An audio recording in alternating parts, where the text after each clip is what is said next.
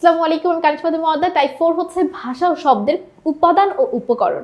যদি উপাদান থাকে উত্তর হবে ধ্বনি, যদি উপকরণ হয় উত্তর হবে বাক্য। চল আমরা একটু দেখে আসি। ভাষার ক্ষুদ্রতম উপাদান কোনটি? দান থাকলে উত্তর হবে ধ্বনি, আমি প্রথমেই বলেছি। ভাষার মূল উপাদান কোনটি? উত্তর হচ্ছে ধ্বনি। অর্থাৎ ক্ষুদ্রতম আসতে পারে, আবার এভাবেও আসতে পারে মূল উপাদান। তাই আমরা দুইভাবেই দেখিয়েছি।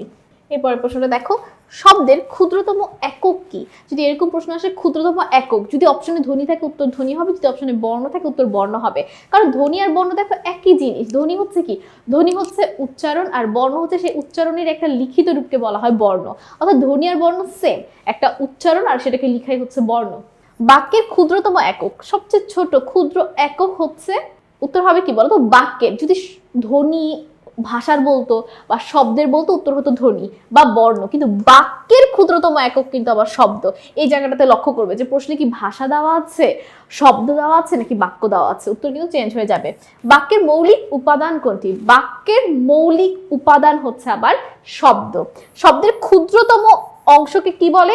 শব্দকে ভাঙলে আবার আমরা যেটা পাই সেই ক্ষুদ্রতম অংশকে বলা হয় রূপ। ঠিক আছে, বাক্যের ক্ষুদ্রাংশকে বলা হয় রূপ। এই জন্য শব্দতত্ত্বের আরেক নাম কিন্তু রূপতত্ত্ব। সকলকে অসংখ্য ধন্যবাদ।